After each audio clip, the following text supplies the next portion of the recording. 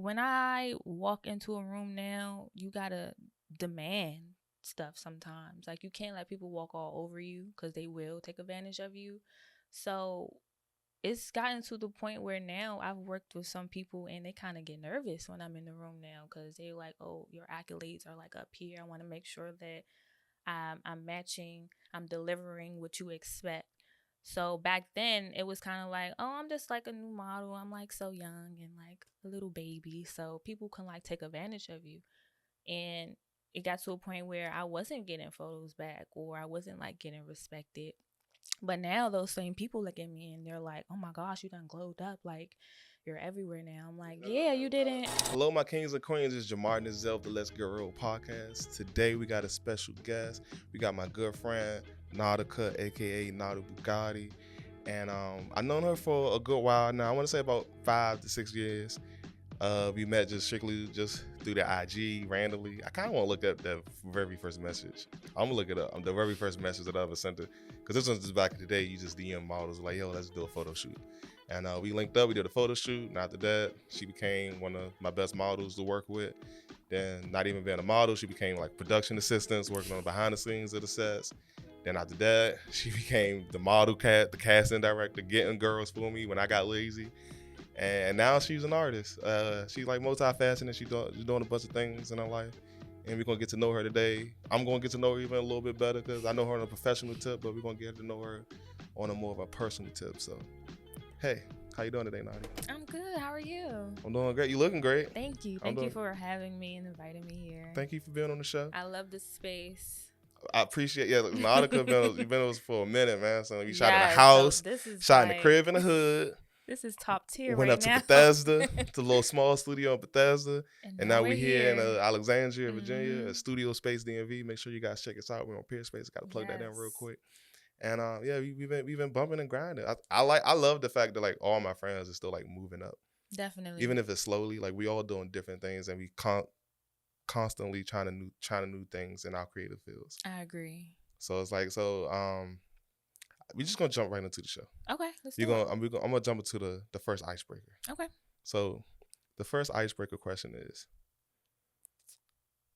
you got a Netflix show. Mm-hmm. It's about you. Pitch it. I'm an executive at Netflix. Pitch the Naughty Bugatti show. What is it about? It's about a girl from Southeast DC who is trying to make it out of the harsh area. She's very talented. She does a plethora of different things, and she's just trying to make it out of her hood, her area. DC isn't like the best place to live these days, but she's just a big city girl who likes to have fun, and that's not really like a you need an elevator pitch. Yeah, we got to work on the elevator pitch. Oh Lord, right. Caught me right off guard. Okay. All right, we got to work on the elevator pitch a little bit. All right, so we just going.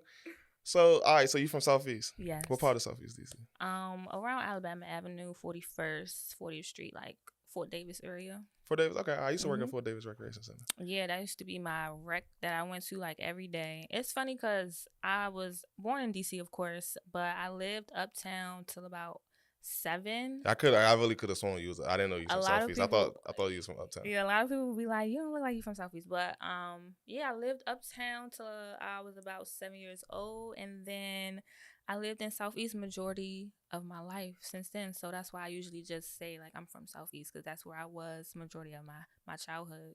All right, what high school you go to? Friendship Collegiate, right on Minnesota Avenue. What year you graduated? 2013. What year you go in? 09. 09? Okay. Yeah, 09. That's crazy. Yeah, because you said you went there. I graduated 09. Yeah, you said I graduated from Friendship in 09. So you was just graduating. I was literally just entering. Just getting, okay, we wasn't going to know each other. Yeah, at all. I was such a little baby, and I was like a little nerd, straight A student coming in the 9th grade. Like, okay, I was a horrible student. I got suspended every year for like 50 days. Wow. To be honest, I've never gotten suspended. Oh, you really ain't from Southeast then? You ain't in Southeast, baby, unless you got suspended from school.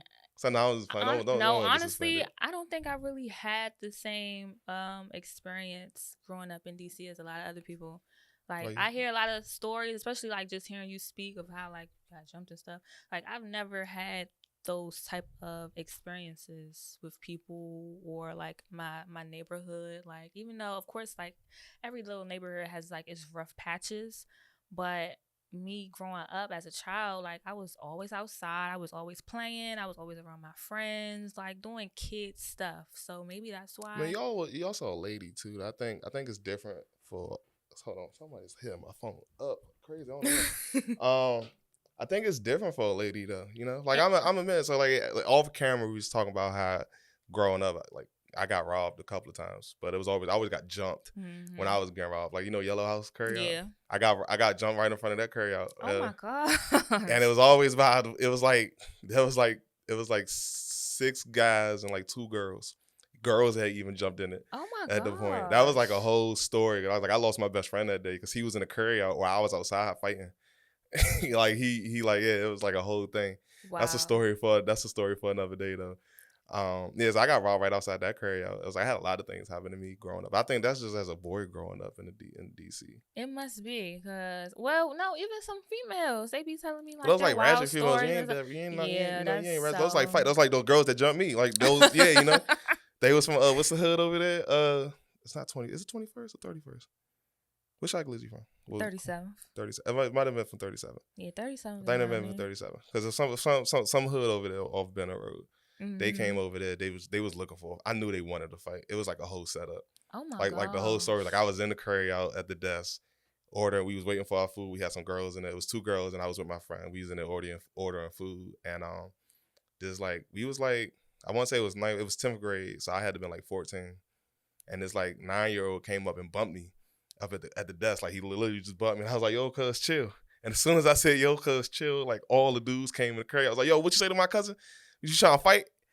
I was like, yo, I just told your cousin to have some respect. And he bumped me. I told him to chill. And he was like, nah, you ain't gonna say nothing to my cousin. He can do what he want. Oh my He can do what he gosh. want. And at that moment, I was like, they want to fight. They bored and Yeah. they just want to fight. That's how I was growing up. And so I was like, all right. They was like, we gonna have to fight us. And I was like, all right, what's up? And then the curry, I was like, y'all gotta go outside. So they walked. They was like, so as soon as you step outside, we gonna swing on you. So I was like, all right. All right, bet. I was like, 'cause I ain't no punk. Yeah. I was like, I ain't no punk. My man's was like, yo, just go outside and apologize. Just go outside. I said, apologize for what? I ain't do nothing. I was like, apologize for what? I ain't do nothing. And they was like, nah, bro, like, why we ain't got no time to get on fight, bro. Just apologize. I was like, bro, I ain't apologize for shit. So I go outside. As soon as I did step outside, they did swing on me. So we get the swing. I got the swinger back at them. And then after a while, I was just like covering me because it was like 6 of them. The girls were swinging. Everybody was just swinging. So I'm swinging and I'm ducking shit. and then after a while, the girls was like, yo, just stop. The police gonna come soon. And his friend not even trying to help him out. And because the girls wanted to fight the girls. They thought they was all gonna come out and help me out. So the girls wanted to fight the girls and they thought my friend was gonna come out. Oh my gosh. So then they saw it was just me. They got bored. And so they took my french fries because I had my fries in my hand. I had my french fries in my hand at that time. So they just took my french fries and walked off. And I was like, yo, if that's all y'all wanted, I would have just bought y'all some fucking fries. Mind you, I had like, CDs was big back then. So I had like a whole thing of CDs. I had a CD player in my book bag. I had cash. Like they didn't take nothing of those. They just took my fries and walked off. That's how I knew they just wanted to fight. Just get up. And then the next day in school, I go in school and he bragging about it. Talking about, yo, Jamal was in a fight. He ain't got a scratch on him. Like he was swinging. Like he hyping me up. I'm like, sir. And I'm like, yo, I don't mess with you, cuz. Like, nah, it's over with now. At this point, that was my best friend. Wow. I was like, nah, G. I was like, I can't bang with you. And then it's funny because they was from Simple City. And then his sister came up to me and was like, yo, Jamal, I would have told you don't hang out with my brother after school because he a punk. He not gonna fight with you. Oh. His own sister said it. Wow. And the crazy enough, I think the dude in the military now. Yeah. But this about you. But I'm saying, so I think it's different for a man growing up in DC, especially. And I was big and tall, So like I was just like I was inviting trouble. I don't like that. That sounds so disheartening. So what you said Alabama, did you grow up like you was there like when you was in high school? Yeah. So I moved around in the city, but for the most part I stayed in Southeast. So when I first moved to Southeast, I lived on 40th Street. Went to Ambeers, which is like right there. And then middle school, I went to Sousa, and then we moved Okay, to she really wasn't okay. yeah, we moved to Hillside, which if you know where Hillside Road is, that's like treacherous. So I was living over there, and then high school moved back to like the 41st area, lived on Alabama Avenue, and then went to collegiate from Yeah. there. And I will say DC got a little bit safer after 2009 though. Safe, you think? Safer from when I was growing up. Like they didn't have like Friendship didn't have no go-go's when you went to Friendship, did they? They ain't had no go like in the school. In school. No. When I grew up in Friendship, we had go-go's every other Saturday. Well, in the cafeteria, we would throw a go like a legit go-go in the that cafeteria. would be lit. It was so lit. That's what I'm saying. Yeah, but after 2009, that's why I told like go-go really died down after 2012. After 2012, that's when like it really started diminishing. I was listening to go-go heavy in high school. Yeah, exactly. But after 2012, it started again diminish. Like 2009, I think was the golden area for go-go. At least our go-go. Gotcha. And that's when all the go-go's started getting shut down. 'Cause I was like, did you go to a lot of go-go's growing up? I never went to a go-go. Exactly. I was like, I used to go to go-go every weekend. See, like that's what I'm saying. It was more treacherous. Yeah, it was more. I think it was just more treacherous growing up in DC before 2009. Maybe before 2010. I wasn't going outside. A lot of the stuff everybody like brag about now is like, dang, I didn't get those privileges. Like my mom was a little strict, so I wasn't like outside after all these late hours and stuff like that. Like I was in the house reading books, being a schoolgirl. Your mama did you right there. Yeah, so how was college? College was so much fun. I wish I would have taken a little bit more advantage of it. In the sense of, I went to Indiana University of Pennsylvania. So and you completed the whole 4? Mm-hmm. What's the degree in? Fashion, of course. Okay. Got my degree in fashion. I wish I would have took like the full experience, meaning like networking heavier. Because that's really the main reason you're in college is to college network. Ain't for the education. Exactly. Like honestly, I didn't go to school to like learn. I went to school for the experience. I always said that. Like no one forced me to go. I chose to go on my own because I wanted to get that college experience. Like I wish I had that. Yeah. How I saw like on the movies and stuff like that. Like I'm like I want to get that experience. So that's the drumline experience. No, because I didn't go to a HBCU. Okay. Went to a PWI, so the experience was a little bit different. I feel like if I would have went to a HBCU, it would have gave me more high school vibes. Not saying like it's a bad thing, but I went to all black schools my whole life. So I wanted a different experience going into college, like more cultures and different races of people. So I was like, you know what, I'm going to go to PWI. And also, none of the HBCUs at the time had fashion programs. So it wasn't really like an option for me. Like, oh, a lot of people say you should have went to HBCU. Well, they didn't have my program. So what do you expect me to do? In this area, I think Cali probably would have had some fashion. Or maybe in New York. New York, yeah, but no, not HBCUs. HBCUs? Yeah, no HBCUs. It's no HBCUs in New York, is it? I don't know. I don't think so. I went to UDC, so. But yeah, I went to the University of Dumb Children. I think UDC actually has a program now. They do have a fashion emergency. When I went there, they had a fashion emergency. Yeah, program. when I applied, none of the schools had those programs. I really wanted to go to New York for school. I also wanted to go to VCU, but different things happened. Yeah, I know so many people that went to VCU. It's kind of crazy. I actually didn't get accepted in VCU. You know what's funny? I always make this joke. I was a troublemaker when I was in high school, so my grades was like super low. I graduated with like a 1.9, I think. How? And you know me, like I ain't dumb. Like I graduated like a 1.9, 2.0. I got suspended every year for like 50 days, 50 to 60 days. For fighting. Security guards at that. Oh my I would get into with security guards or just my mouth. But that's because I wasn't challenged in high school, so I just had a mouth. So when I graduated, it's kind of funny because after like in 11th grade, girls was like, "Why you still go to this school? Why didn't you just transfer to another school by now? Yeah. Like your life probably be a lot different if you went to a different school where nobody know you." Child. But so in my head, 12th grade came. I just knew I was going to go to UDC. I was like, I can go to UDC, start over, start my educational experience over with like better grades, like actually take it serious, and then I could transfer after 2 years to a real school, So that was always my game plan. But before that, I did a joke because friendship said I don't know if they still did it when you was there. They forced us to Two get years. three. You had to get three acceptance to Oh schools, well, or I they guess wouldn't they let you just walk took across the stage. one. You had to get two when I I think it graduated. was three. For us, it was three. You had to get acceptance to three schools, or Wow. they wouldn't let you walk across the stage. Yeah, they still had that rule. So yeah, so for me, as my joke, I use all my waivers and I applied to all Ivy League schools. I applied to all Ivy League schools. I actually had an interview with Harvard though. Oh my gosh. They actually gave me an interview. I went to American University. The dude was saying I would have been a token acceptance if I would have got in because they said they like my letter to my whatever it's called, the letter you got right. Yeah, yeah. My cover letter, whatever. They said they really like they said they could tell I wasn't dumb. They just said I probably was in bad circumstances. Yeah. That's what the dude said that interviewed me. But and then I just ended up applying to IDC. You know that old commercials was IDC college.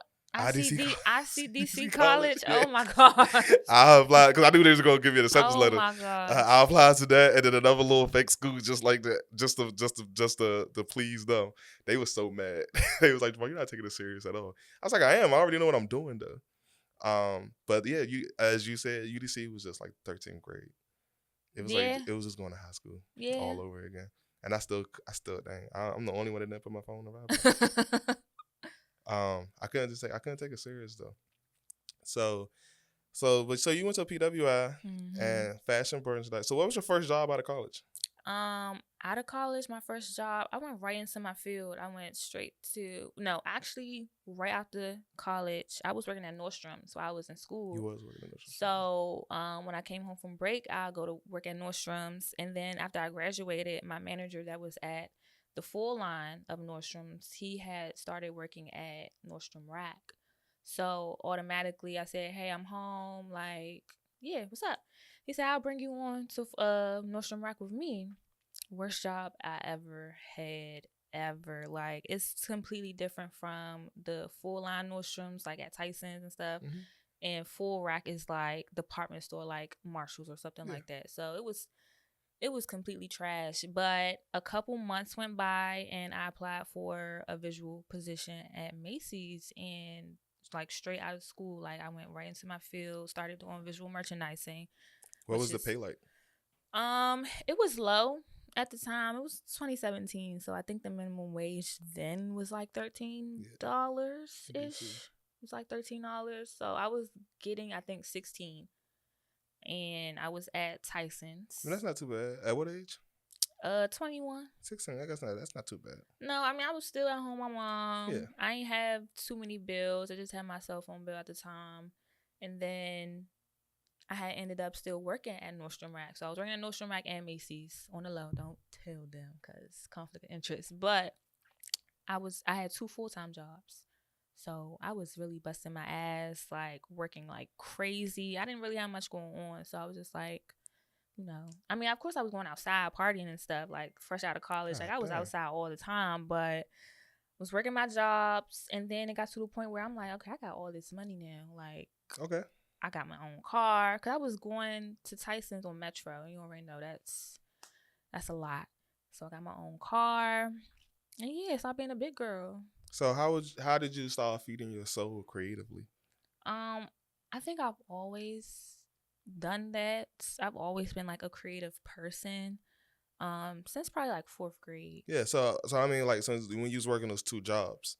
Like a lot of people work their jobs and they be super depressed because that's not what they want to do with their lives. Oh yeah, of course. So, but you was also doing your fashion stuff. So you were kind of doing what you wanted. So in that whole time period, I want to say 2018, 2019, like when I say I was working crazy, I was literally working crazy. Like not just those jobs, but also on my modeling stuff too, my modeling and my photography. Because before I graduated college, I was also taking photography classes. So that's how I got to become a better model, just knowing like different angles and lighting and stuff like that. So coming out of school, and I did that, I was like doing shoots pretty much every single day of the week. Every day. Had my car so I could go anywhere I wanted to. It wasn't a problem. I was just shooting like crazy. Like So how was it starting off as a model, working with photographers and shooting? Like, what was your experience in the beginning? In the beginning, I definitely had to learn a lot. coming into the field because I started actually being in front of the camera when I was in school. So 2015, that's when I first took my a professional photo. And then I kind of was like networking with the photographer, like the upcoming photographers and stuff like that at my college. So they didn't really give me like no hard time at all. We were all working together, like so we were all on the same page. When I came home and I tried to apply my knowledge here in the city, it was a little bit more harder because now it wasn't as it is today, how everyone is a photographer, everyone's a model. It was more so I'm picking up this new hobby and I want to do it. So not a lot of people knew what they were doing at the time, but at the time I didn't always know what I was doing either. So I was kind of just taking risks with a lot of people and ended up being in some weird situations, like with weird people, weird photographers. And yeah. All right, so be honest. How Mm-hmm. was your experience working with me for the first time? Honestly, I was very comfortable. Of course, I had my friend there as well, and she helped me a lot. And I actually learned a lot from you. We did like 3 sets, and it didn't take long at all. We probably shot for like 2 hours, honestly. And you weren't like weird about anything. Like usually when you come on set with certain people, they want to get you drunk and lit and like to the point where it's like, are we even shooting type time? So you were It's a honestly party. it's always a party. And me now, I'm very straight to the point with it. Like, cut all that out. I'm just here to shoot and dip. I mean, 'cause I was trying to learn, you know. At the very beginning for me, I was learning. Was that the beginning for you? Yeah, in that house, hell yeah. Oh wow. I See, just I like ain't get that. once I started doing photography in the apartment, I had just like I was doing video before that, like a year before that. It was strictly just video, and then I just started doing photography because I just wanted to learn more about composition and lighting and stuff like that. So that's when I started doing photography. But now like those shoots, like those are my very first like photo shoots. Oh wow. Cause I looked at your page and I'm like, your work is really, really good. So yeah, we can shoot. Yeah, thank you. I think I always just been like, you know, I always been him. So Yeah, I've always like been him. that's how you gotta carry yourself. Like you always gotta carry yourself with confidence, cause don't let people put you down. Like if you know you that it girl or that guy, like carry yourself that way. Okay. But to be honest, like a lot of the other experience I've had working with other people, I can say you've been separated from that, cause I wouldn't be here if you ever gave me those type of vibes. Okay. So what's one thing you would tell Nautica at the very beginning? Like, you Nautica now. What would you tell yourself like at the very beginning, like to be wary of as a young model? Like just like professionalism wise, like getting your photos back on time, like just working with photographers, or just being like professional as yourself as a model. What's just like two things you would tell yourself at a younger age? Be more assertive and pay attention to red flags. Okay, so let's break those down. Be more assertive. How? When I walk into a room now, you gotta demand stuff sometimes. Like you can't let people walk all over you because they will take advantage of you.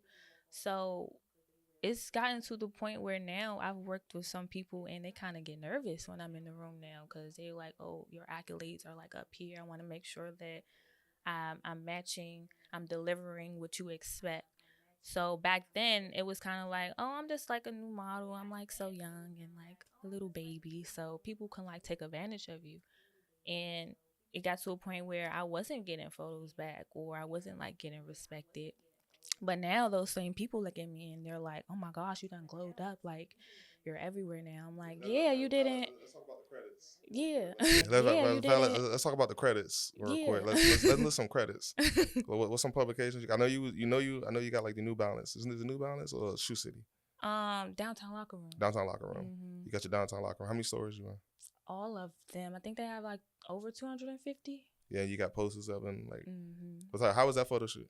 That was amazing. Like that was a dope photo shoot. I want to really talk about that. But so let's go back to the second one. What was your second one, real quick? The second one was pay attention to red flags. Oh, okay, the red flags. Mm-hmm. Like, what's some red flags? Red flags is like I said, when they come, you want to take a shot. Let's take shots. Says, let me just smoke a little bit and do that, or maybe you should do this, or maybe you should, like, if the concept is clear and you're trying to change it or try to like get a certain model to do certain things that she might not be comfortable with, that's a red flag automatically. Like, it's been times where photo shoots have been stopped like dead in the middle, and females have came demanding their photos right in the middle of my shoot type time. So it's kind of like, that's like a red flag. Why is this girl coming up here harassing you for her pictures? I'm like, damn, am I gonna get my pictures back type time? So like, just be aware of the red flags. Like, nobody should be trying to get you drunk and lit at a photo shoot. Like, I found it's that's not a a music video. I find that's a problem for you ladies, like period in life in general. Like even just like working with music, because I know a lot of female artists that do music and they try to like work with engineers and stuff getting the music, and that's a whole like that's a whole thing. Because I know like engineers are always trying to date the artist. It's Like very hard. It's very hard to be a female in the industry because it's you're already and sexualized, and the stuff that you put out, people look at it and they're kind of like, especially me, because a lot of people see me, who I am, and then see my Instagram and they see those photos and they're just like, oh wow, like maybe I could try my hand with her. I'm like, separate the two. Like, these are professional, tasteful pictures that I'm taking versus my who I am and my personality. Like, that's the same girl, but don't confuse the two. Just because I like my body and I'm comfortable and I'm confident doesn't mean that I will give you like leeway or something like that. yeah. So it's very hard as a female. All right, we're gonna probably talk a little bit when we get to the music side of it. So let's talk about So was the downtown locker, that's your biggest shoot yet? Yeah, I will honestly say yes. So how did you get into that?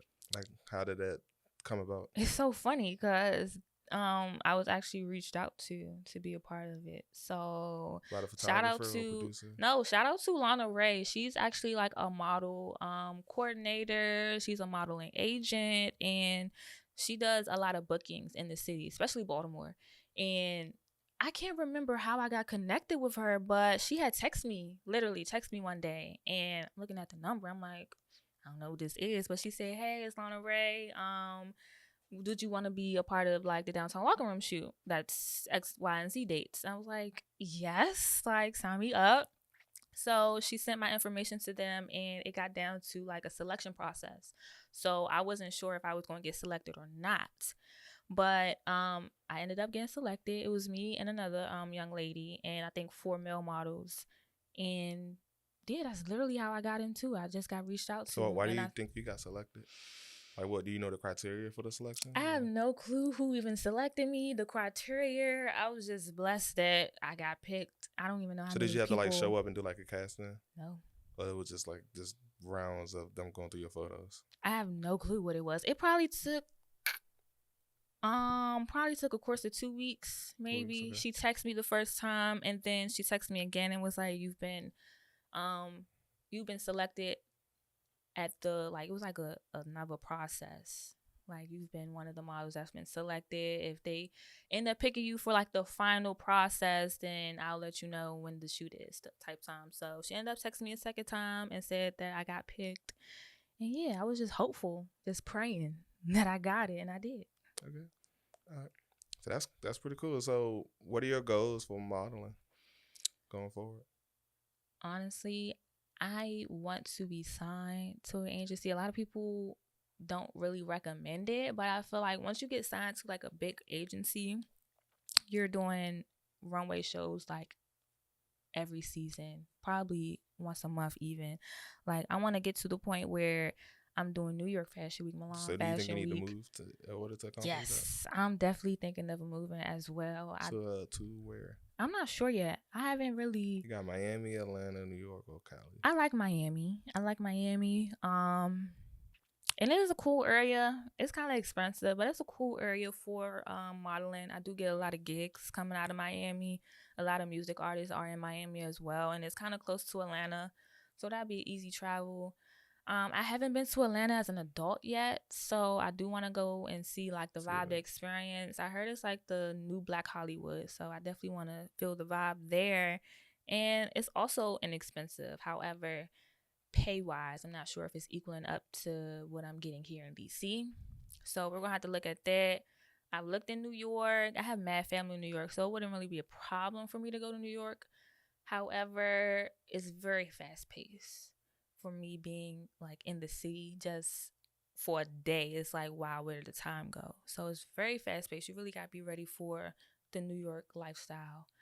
I've been to LA once. I feel like my experience there wasn't what I expected. I would love to go back and fill out the vibes. But LA, for the most part, it was pretty cool. So I do have a couple options, but like you said, like those places you named, those are like the main cities Yeah. I would want to look at. So Okay. All right. So before we get to our last topic, we're gonna do a last icebreaker. So the last icebreaker is, if the whole entire world was free, like you free. you can do anything you wanted to do and it would be supplied to you. Like if you wanted if you wanted like some piece of equipment, you could just go sign up for it and they just give it to you. Like if it was made, they'd say, all right, we'll make sure we got it in stock that's made already. We'll have it. You don't have to worry about like the cost and nothing like that. If you wanted to go get some music studio time, you say, hey, yo, we're going to go do this. You ain't got to pay for anything. The whole world was just free. What would you do with your time? Travel. Just travel? Easy. That's all you would do? That's all you think about? Traveling, yes. That's a Sagittarius. I'm a Sagittarius I'm too. a big travel person. I got my passport, of course. It's some places that I really, really, really want to go. I am the person that wants to travel to all 50 states. I don't care. People are like, why would you want to go to this state? I'm just like, because I just want to see it. Like, it's so much to see in the world versus being stuck here. Like, I just want to travel and see the world. Like, I want to go to Japan. I want to go to Bali. I want to go to Greece.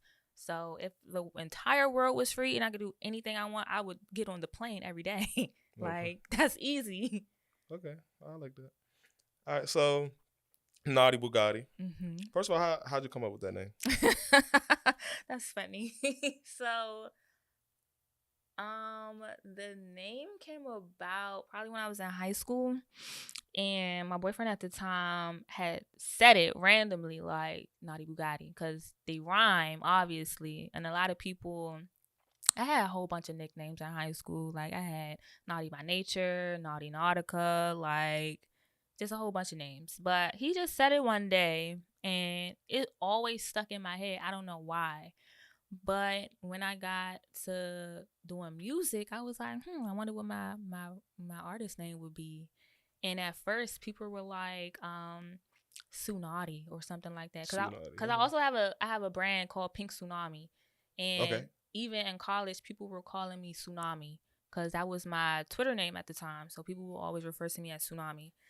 And when it came down to my rap name, I was like, Tsunami is cool. I put that name on one of my first songs, but I wasn't really feeling it because I'm like, is it really catchy? Like, I don't really like it. So I was like, you know what? I'm going to just change it to Naughty Bugatti because it rhymes. It's catchy. Like, it's unexpected. Like when you first say it, people be like, "Oh, I like that." So I was like, "Yeah, let me go with Naughty Bugatti because it's a cool name." All right. And so you went from modeling, being a fashionista, to the model agent with a Naughty Angels. No, yep. Is it still a thing? Yes. Still going strong. Okay. So you went from there. So what sparked and say, I'm gonna get in the studio? Okay. So you remember the video that we did, the Flashing Lights Kanye recreation thing? So I'm a visual person. I like doing visually creative projects. So when I did that, that's, by the way, probably my most favorite project because everything just came out super clean and super nice.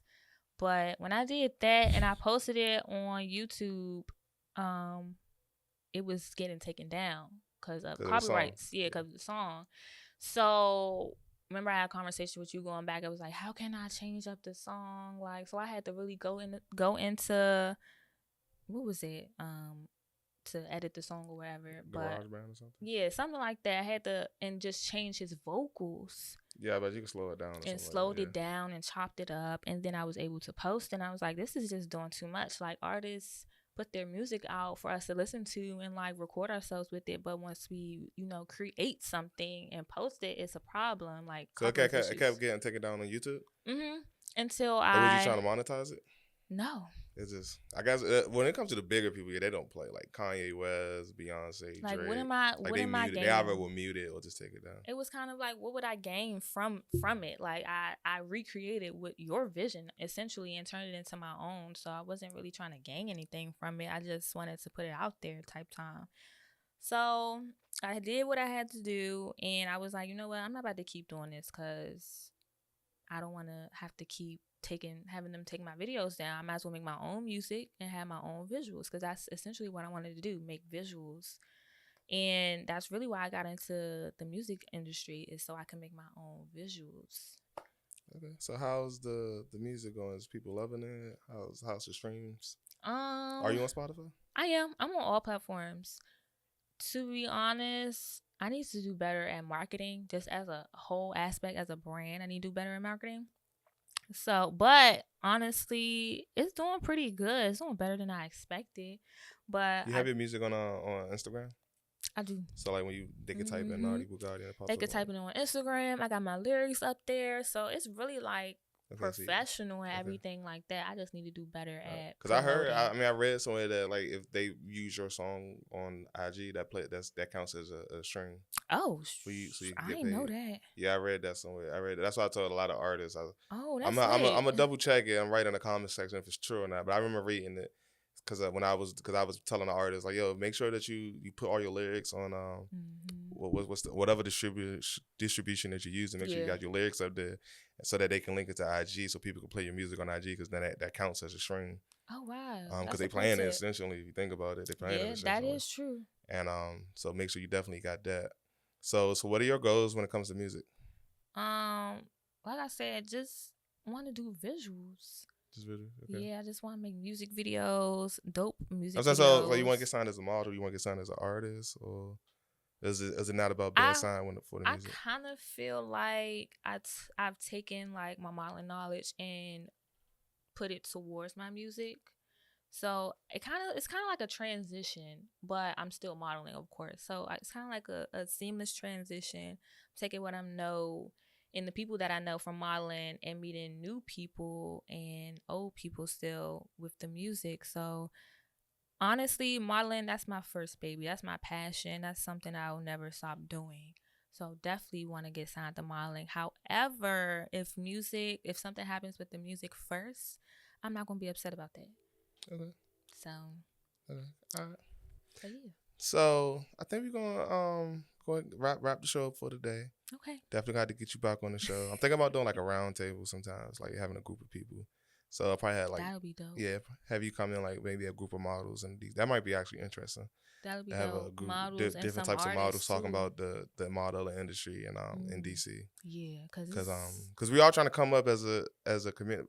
How you feel about the creative community in DC? Last question, I guess. Like compared to all the other.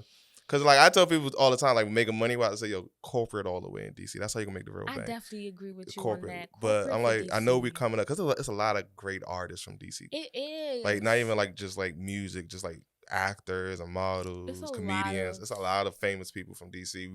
They just don't claim it, and we don't get, like, the real big clout for having people being from here, because that's because everybody moves to LA and Atlanta. Like when you hear like Dave Chappelle's from DC, Taraji's from DC, like I think Regina Hall is from DC. Regina Hall, a lot of people are from DC. You got Brent Fire, of course, Wale, Genuine. But I don't think DC really gets enough attention because nobody really supports one another. So back then they were, of course, they didn't stay in DC. None of those people I just mentioned stayed in the city. They moved and they grew up there following. So I guess my ultimate question: do you think DC can become a creative hub like those places? No, only because I say that only because everyone's separated. I've met a lot of different creative groups, like Creative House. That's also another creative group that I work with and that I'm a part of, and they have a ton of talented artists working with them, and photographers and like music engineers and all that. But creatively, I feel like DC is going to be stuck only because no one supports each other. And did you see what like IDK said about it's like no up and coming artists in the city right now because they keep going to jail? It is. It's crazy. It is. And he didn't lie. I mean, Know all this at least. he didn't lie, but also at the same time, a lot of people that's talented are underground artists. So it's not like the people that you see online are going to jail, of course. Like the big people that you see, like No Savage and stuff like that, those are people who have their name in the streets already. But it's underground artists that are just as talented, and you really don't see them because they're not going to jail. They're not in the public spotlight. They're not doing something that's OD wild for them to, be on Kilmo or DMV Hoods and News type time. So I don't think we can become that creative hub unless we come together and support each other. It might take a bigger artist to start putting on a bunch of smaller artists. But then it's you gotta be grateful type time. Like people gonna look at that bigger artist gonna look at the little artist like, well, I put you on, so yeah, what you gonna do for me? Which like how can you make me money type time? I mean, I think that's any relationship though. I think that's probably that's why. like Rick Ross and Fat Cheryl. I was about to say, like I think that's Wayne probably why he ended up not signing with them anymore because he wasn't really making them no money, maybe, or I don't know what the case is. But people really gotta like stand 10 toes down. Like I said, when I was a baby just coming into the industry, like nobody looked at me like I was that girl until I showed them I was that girl, and now they looking at me trying to work with me. So it's kind of like you really gotta have faith in people. They have the talent. You just gotta, show them the way. They don't know the ins and outs of the business like somebody that's already been through it 15 years does. Like you gotta teach people, you gotta lead people, and no one's really willing to do that or put that effort in. Like it's nobody from DC that's signing DC artists. I can see that. It's like, I mean, Shy Glizzy is started working with No Savage, and he has, of course, Glizzy Gang that's a part of DC, but he done moved and went to Cali. Like he ain't worried about DC at all. But other people like Wale or something like that. But Wale hasn't been on the scene in a minute, to be honest. No, I think he got his checks. He cool. He deserved it though. I think he deserved that right to be chilling. Yeah, it's really no one that's like looking at DC and saying like, yeah. Well, you gotta have money. Isn't Pharrell from the city? From around here? Where's Pharrell? Pharrell from Virginia. Yeah, he's from the DMV. You say that. Virginia Beach, isn't it? No. So that's the problem. Why can't you just claim it's Virginia? That's far. I thought the DMV was like if you could catch the metro there. Okay. But even Pharrell, like, is he really paying attention to the artists that's coming out this? I mean, he just put Sign on the. Sign on the Water just came to DC. Like he could do a little bit more with it. Definitely, I think they also had an issue with it being in DC because Virginia was making that money. What even drives me even more crazy about, not crazy, but I never knew like Tiny Desk was filmed here. I didn't know that either. Like I used to walk past that every day when I worked in Church and Quarters. And why aren't DC artists on it? Exactly. Like, at least at a smaller hub. It don't have to be Tiny Desk, but it can be like a smaller version of it, like a coming up Tiny Desk. Yeah, but still be in that studio. And if they probably have multiple rooms, what I'm saying? Is that NPR? Like, have like some local DC artists come out and perform, just like Broccoli Fest is this weekend. And why isn't no DC artists performing? Like a showcase. They can even have a smaller stage. Even that, and I was talking to my friend. She was like, "Yeah, they need to have something like this in DC. Like for even DC a smaller artists. stage, even if they had to pay to be on stage." And I'm like, they do. They're just in hole in the walls. Like no one's going to know about it. No one's going to go type time. Like artists put on shows for artists where it needs to be these bigger names. Like Broccoli City is a whole organization. Why aren't they putting together, smaller concert venues for the local artists that's here? It's kind of like they do that in Atlanta, I'm sure. They do that in LA. When I was in LA, they was throwing a whole bunch of parties for the models that was in the area. So we don't really have that. Like no one really like comes together and puts these ideas together. I feel like everyone is individual or for themselves. I think you might have thought of another thing you can do the next 2 years. I said that. That's why I put all these angels together, because a lot of people will always hit me up asking for models. I was like, you know what? Let me just find some models that's really going to be dedicated to, working with me and working with other people that I know. And so that's why I put that together. But at the same time, you can't really pour into other people that's not pouring into you. So are those... So you want them to be grateful? Oh, no. Not my models. But I'm saying if I was to come up with create something that's for my people, are they going to pour into me back? Like, am I gonna, Well, nobody want to pay for models, so nah. be like, yeah, that's true. Nobody want to pay for But models. if I was to create like a whole little venue and just have artists come out, perform, do their thing, do their big one, like, I mean, sometimes you gotta leap of faith. That's the same thing with this studio here. it's a risk. That's my risk here. Like, people gonna come show love here. Like, I got a vendor pop up coming up soon. If anybody want to come to the studio space vendor pop up, actually, I don't know what I'm saying because I don't know when this video gonna be released. It's probably gonna not be released by the time this vendor pop up. But I have that pop up going. I was like, is people gonna come? Because that's what my business partner is worried about. He was like, if people even want to come be vendors here because we're not open yet. People don't know about the space. That people gonna come to the space. I'm like, well, they're not gonna know until we do it. Yeah, that's true. And this space is huge. They're not gonna know until we do it. Just spread the word. Exactly. We can't do it unless we put shows on. Like, I did a game night here. Nobody showed up. I had like 10 people show up at the game night. You gotta spread the word. But it's like you just gotta keep doing it too. Even when it's small, you just gotta keep doing it, keep pushing. Yeah. But I think we're gonna wrap up the show here. It was great having you on the show. Thank you for having me. I appreciate you coming out, spending your time with me today. Look at this camera right here. I want you to tell everybody where they can. Anything you want people to know about you. I know you got your new is it album or mixtape? I don't have nothing out. You say you're about to have a listening party, right? Yeah, but I still got to put, the finishing touches on all that, All right, well, whatever time. Coming soon. We'll just do your Spotify and everything, your Instagram. Okay. Shout it out to the people. Let them know where they can find you at. All right. So, y'all can follow me on Instagram at Naughty by Nature. So, it's NAUTI by Nature. Naughty Bugatti on everything else like TikTok, YouTube.